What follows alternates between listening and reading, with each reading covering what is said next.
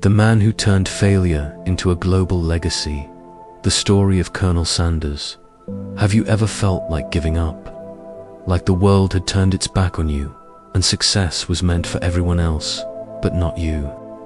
Well, let me tell you the true story of a man who faced rejection over 1,000 times, lost almost everything, and yet built a global empire after the age of 65. This is the story of Colonel Harland Sanders, the man behind Kentucky Fried Chicken. Part 1. Humble beginnings.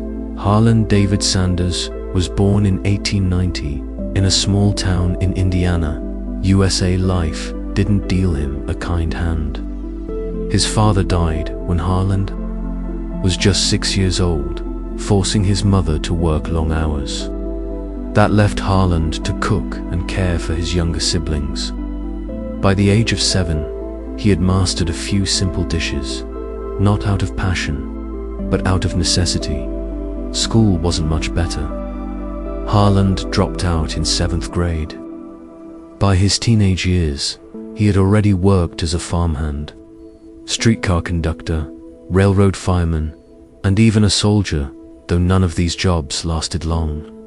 He was restless, always searching for something, but never quite finding it. Part 2. Years of failure. Sanders' life was a string of failed attempts. He started businesses, but most closed within months. At one point, he ran a ferry boat service. Then he sold tires. Then he tried his hand at law but got into a courtroom fight and lost his license.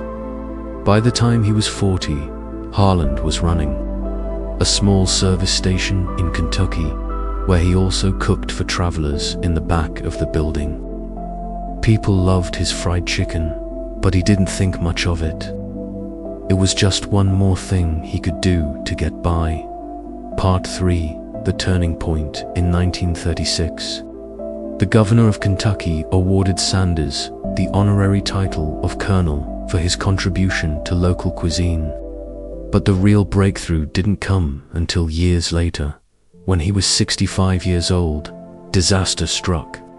A new highway was built, diverting traffic away from his restaurant. Within months, he was forced to close. He had no income, no savings, just a $105 monthly Social Security check, and a dream that most people would have called ridiculous. But Harland Sanders wasn't ready to quit. Part 4. Rejection after rejection. Sanders decided he would sell his fried chicken recipe to other restaurants.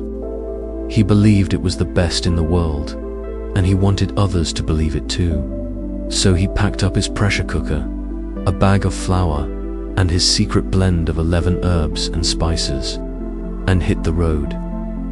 He drove from town to town, knocking on doors, offering to cook chicken for restaurant owners right there in their kitchens. The answer? No, thank you. Not interested. 1 rejection, 2 rejections, 10, 100, 200. In total, Sanders was rejected 1,009 times before he finally got his first yes. Part 5. The rise. That first yes was all he needed. Word spread. His chicken became a hit. Soon, Sanders was franchising his recipe across the country.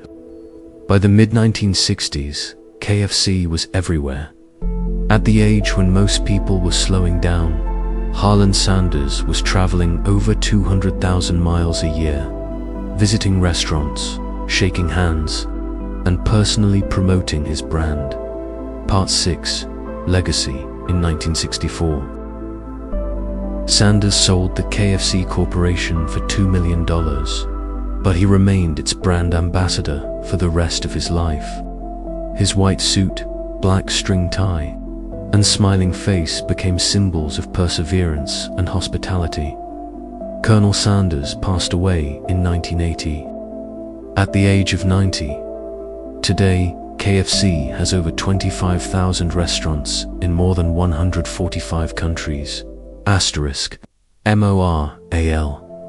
Colonel Sanders' life teaches us something powerful. It's never too late. Failure isn't the end, lest you stop trying. Rejection isn't defeat, just a step closer to the right opportunity. So the next time you feel like it's too late for you, remember this. The man who built one of the biggest fast food empires in history was 65 when he started. It's not about the age.